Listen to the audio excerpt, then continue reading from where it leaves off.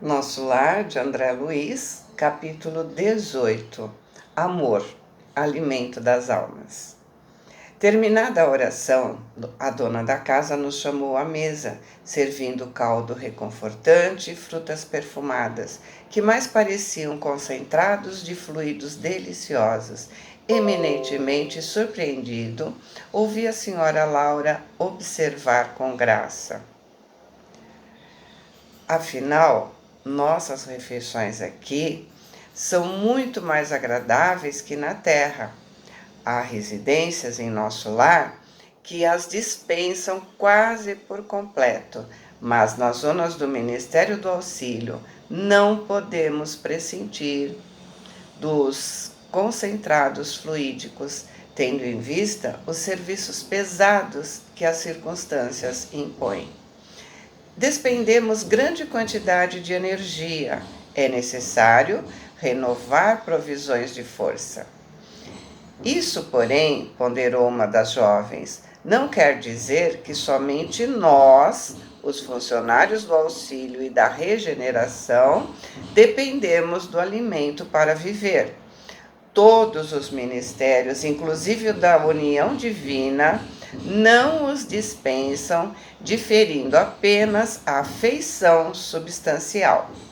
Na comunicação e no esclarecimento, há enorme dispêndio de frutos. Na elevação, o consumo de sucos e concentrados não é reduzido. E na união divina, os fenômenos de alimentação atingem o inimaginável. Ou seja, quanto mais elevados, a alimentação é mais fluida. E quanto mais pesados os serviços por eles executados, mais concentrada a alimentação. Meu olhar indagador ia de Lísias para a senhora Laura, ansioso de explicações imediatas. Todos sorriram da minha natural perplexidade, mas a mãe de Lísias veio ao encontro dos meus desejos, explicando. Nosso irmão talvez ainda ignore que o maior sustentáculo das criaturas é justamente o amor. De quando em quando recebemos em nosso lar grandes comissões de instrutores que ministram ensinamentos relativos à nutrição espiritual. Todo o sistema de alimentação nas variadas esferas da vida tem no amor a base profunda. O alimento físico, mesmo aqui propriamente considerado, é simples problema de materialidade transitória, como no caso dos veículos terrestres, necessitados de colaboração da graxa e do óleo. A alma em si apenas se nutre de amor. Quanto mais nos elevamos no plano evolutivo da criação, mais extensamente conheceremos essa verdade. Não lhe parece que o amor divino seja o cibo? Cibo é alimentação, sustento, né? Então, não lhe parece que o amor divino seja o cibo do universo?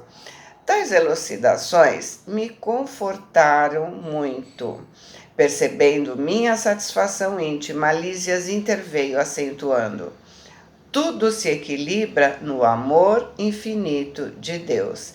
E quanto mais evoluído o ser criado, mais sutil o processo de alimentação. O verme no subsolo do planeta se nutre essencialmente de terra. O grande animal colhe na planta os elementos de manutenção, a exemplo da criança sugando o seio materno. O homem colhe o fruto do vegetal, transformando-o segundo a exigência do paladar que lhe é próprio, e se serve dele à mesa do lar. Nós, criaturas desencarnadas, necessitamos de substâncias suculentas, tendentes à condição fluídica e o processo será cada vez mais delicado à medida que se intensifique a ascensão individual. Quanto mais elevado o ser, né, menos ele precisa de alimentação. Ele vai se sustentar através do ar, através da água, através do amor. No capítulo 4 do Evangelho segundo o Espiritismo, a gente encontra o alimento de Jesus. Entretanto, seus discípulos rogavam-no, dizendo: Mestre, come. Mas ele lhes respondeu: Eu tenho para comer um alimento que vós não conheceis. Pelo que diziam os discípulos um para os outros: Será que alguém lhe trouxe algo para comer? E Jesus disse: O meu alimento é fazer a vontade daquele que me enviou para executar sua obra. Não dizeis que ainda faltam 4 meses para a ceifa? Mas eu vos digo: levantai os vossos olhos e olhai para as terras, que já estão branquejando, próximas à colheita. E o que colhe recebe galardão e ajunta fruto para a vida eterna, para que assim o que semeia como o que colhe juntamente se regozijem, porque nisso é verdadeiro ditado, que um é o que semeia e outro o que colhe. Eu enviei-vos a colher o que vós não trabalhastes, outros foram os que trabalharam, e vós entrastes nos seus trabalhos. Continuando, né? Mas não esqueçamos a questão dos veículos, acrescentou a senhora Laura, porque no fundo o verme, o animal, o homem e nós dependemos absolutamente do amor. Todos nos movemos nele e sem ele não teríamos existência. Então, estamos mergulhados no fluido cósmico universal. Estamos mergulhados no amor de Deus. E eu aduzi comovido: é extraordinário. E a mãe de Lísias prosseguiu atenciosa: não se lembra do ensino evangélico do amai-vos uns aos outros? Jesus não preceituou esses princípios objetivando apenas os casos de caridade, nos quais todos aprenderemos mais dia menos dia, que a prática do bem constitui simples dever. Também nos aconselhava a nos alimentarmos uns aos outros, no campo da fraternidade e da simpatia. Por isso que ele fala lá, né?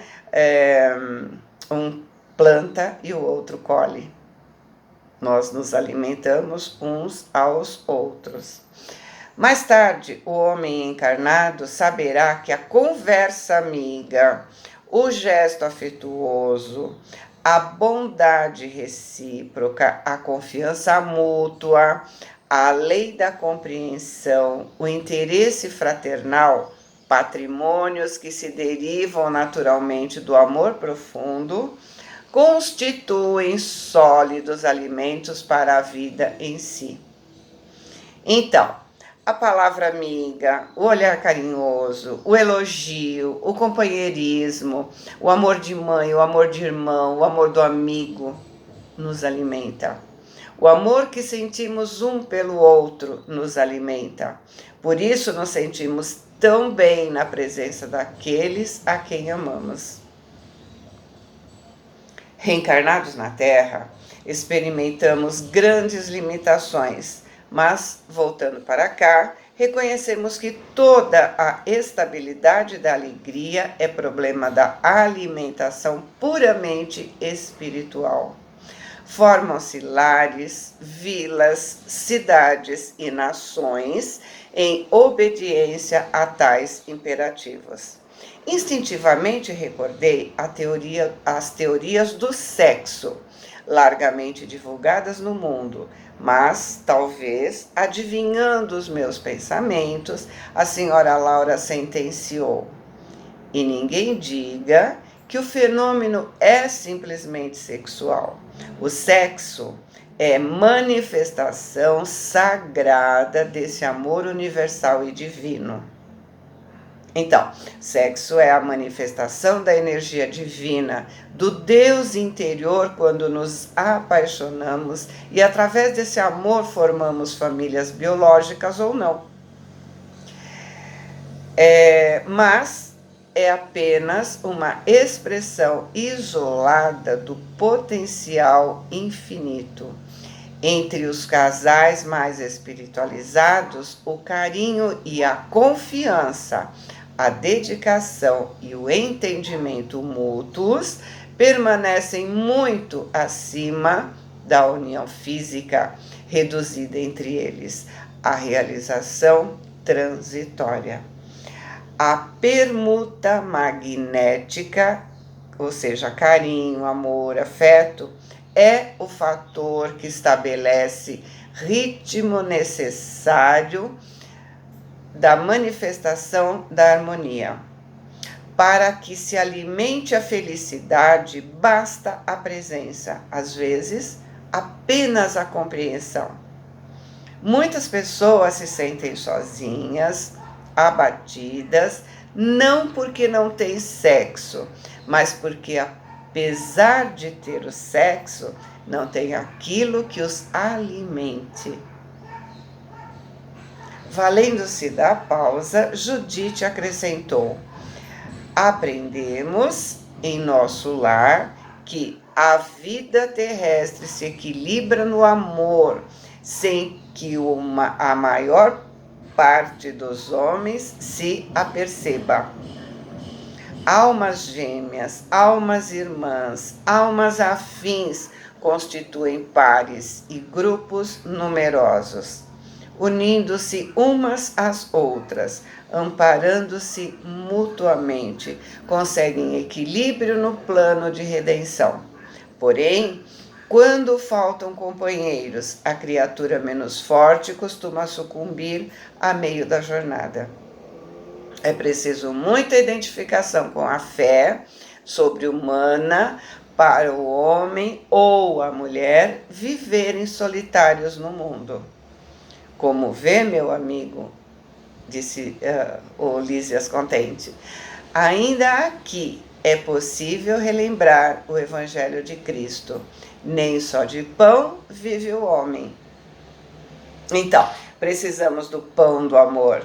Por isso Jesus disse: amai-vos uns aos outros, porque você precisa do afeto de alguém para se sentir melhor, e esse alguém precisa do seu afeto. Quando não temos isso, ou quando perdemos, sentimos saudades. Saudade é a fome da alma. Porém, antes de se alinhar em novas considerações, tiniu a campainha forte.